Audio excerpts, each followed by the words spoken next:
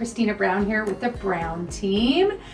We are still talking about the tax assessments and how they have gone up and what you can do. So I'm in Jackson County, so most of the facts and information I'm bringing is all really just related to Jackson County. If you're confused about the property tax assessments and what they are and what they mean and what's going on and all of those things, let me give you a quick general overview. So first of all, every odd year, every other year, so 2023, of course, being an odd year, they will reassess the taxes. So this is everywhere nationwide. That is why every 2 years we go through this, and the last few assessment years, we just see everything go up in arms because the county's trying to really bring assessments back up closer to what the actual property values are. In doing so, they've aggravated a lot of people and they have raised values way beyond what they're worth. So here in Jackson County, they have hired a company out of Texas. I'm not sure why they've picked people from Texas, but to come and figure out how to raise our assessments and to revalue everyone's home for these assessment purposes. Well, it has wreaked havoc. I'm sure if you've watched the news, talked to people at work, your neighbors, your friends, your family, whatever, you're gonna hear everybody talking about it. Almost everywhere I go, people are asking me questions. Let me just say that it really is out of whack a lot of places. You want to open that piece of mail, you want to pay attention to what it says, you want to look at the total market value they have placed on your home, and you want to make sure that it is a fair value. If it is too high, and you want to make sure it's, enough too high that it's worth arguing, because if you go and you file for an appeal with the county and it's on the fence, they can actually raise it. Or if your assessment's too low, but you just want it to be lower just because you want it to be lower, your neighbor's is lower, they can raise it. So make sure it's really worth it before you file an appeal and open up that can of worms and kind of wake that sleeping giant you're going to be facing when you go to try to appeal your valuation. So of course we know that tax rates are figured based on the home's or property's valuation, and then they use that to determine what the budget is for your area, and then they divide that, and that's how they get the rate that they use to charge for taxes. So anyways, this is just turning everybody's world upside down. In some cases, some people's assessments are fair, and in some cases they may even still be a little low, and in some cases, I think in most cases that I've dealt with, they have been way too high. Again, if you are not sure, do your homework. You can reach out to me as a real estate agent or any agent, appraiser, whatever you know that would be willing to help you. You do not have to pay for an appraisal to appeal and fight your taxes, because that is usually around $500. So you may not want to pay for that just to fight or appeal your taxes. There are several real estate agents like myself that are doing this as a free service for people. I do this every 2 years when they come out, so honestly, you are welcome to reach out. I am happy to pull comps. Here's the thing though. The county will not just look at the comps I send and say, oh, your realtor says it's worth this, great, we'll change it. They actually don't care what our opinion is. What they want is they want to see the facts. So you have to arm yourself with the facts, which is what I'm helping people do, is giving you the information so that you can argue the facts, but you have to make your own argument. I can't type a letter to the county and they're just gonna, trust me and believe me. You have to prove your case. You have to do your homework. You have to know what is different between your home and this home. Why did this home sell for this much? And when I say comps, they don't care what your neighbor's house is assessed for, what the house up the street is assessed for. What they care is what are the actual home values of properties around yours, like yours, that have sold. Okay, now the solds they're looking for this assessment year is from January 1st, 2021 to December 31st, 2022. So we're not looking at comps in the last 6 months like we normally do for a home sale.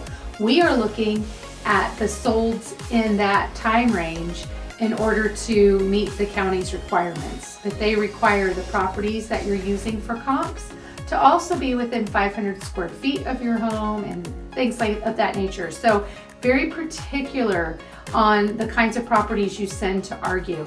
They have to be like-kind properties. It has to make sense.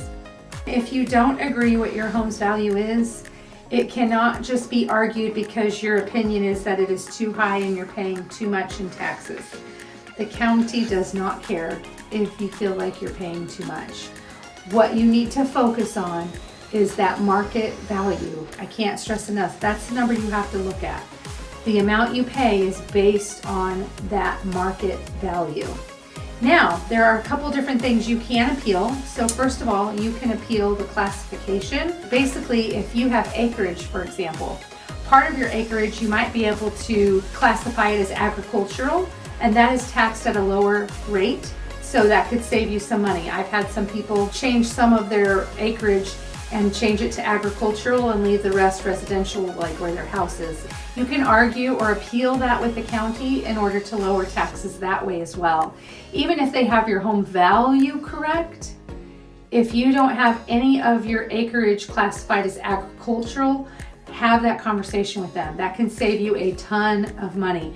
And of course, the most expensive classification for real estate is commercial property. So just know what class you are and make sure you're also in the right class. And if there's a way you can change that to save some money, by all means, do it. Okay, so let's talk about appealing. If you don't agree with your assessment, you're not thinking it's accurate, you're not one of few, you're one of many, right? So you can go and reach out to the Board of Equalization and file an appeal to the Missouri State Tax Commission.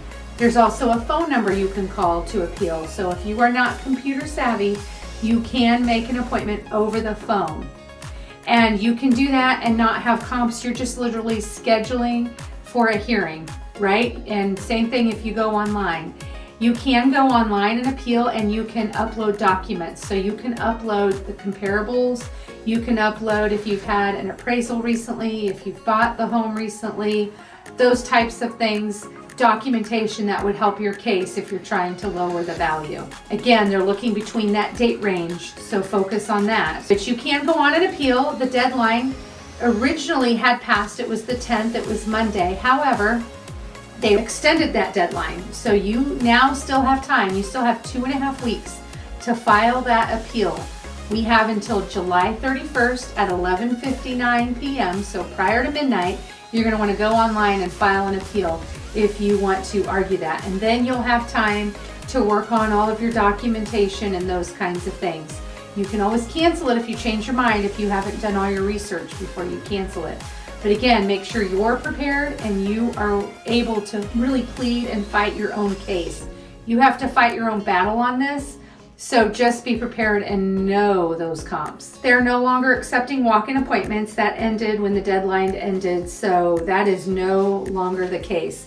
Something to bring to your attention is that we know our Missouri Governor Bill Parsons has signed a bill aimed at preventing property tax hikes for seniors. We've heard this being talked about. It is true that Mike Parsons signed this bill. This is to freeze what the current property taxes, what the most recent property taxes were for your property if you're 65 years old or older. Governor Parson did sign that bill. However, that bill has to be approved by each jurisdiction, right? So just because the governor signed it doesn't mean it's happening in your area. You do want to be very careful and check in on this, but I'm still hopeful that it will pass and that seniors will get a break. If you're a senior and if they don't freeze property taxes, there is what they call a spread real estate tax, where they can bill you over 4 installments. And to qualify for this, you have to be 62 years of age or older by December 31st of the tax year, right? You must live in an address which you desire to have covered by this installment option. It cannot be rental property, an investment property, those kinds of things. You have to actually occupy it. You have to be current on all of your taxes, and the property, like I said, has to be just a residential property. So there are some requirements, but they have these quad payment deadlines, and this is to help you be able to keep up with paying your property taxes. So the quad payment deadlines are then you would have one payment December 31st, and then the next February 28th, then the next May 31st, and then the next August 31st. If you're a senior and you're not aware of this program, you may check into this. This might be a help to you, so you're not coming up with that one big chunk of money all at one time. So we do at least have that. Not as great of a program as if they would just freeze property taxes. So if you're living on a fixed income, you would know that, what it's going to be. It would help you budget and plan. I don't want to see anybody lose their homes over this whole mess, but just reach out if you have questions, or if there's something I can help you with, or you're curious if your valuation is correct. I am happy to help. I don't charge. So really, any questions, anything I can do to be of help, contact me anytime. Have a great day.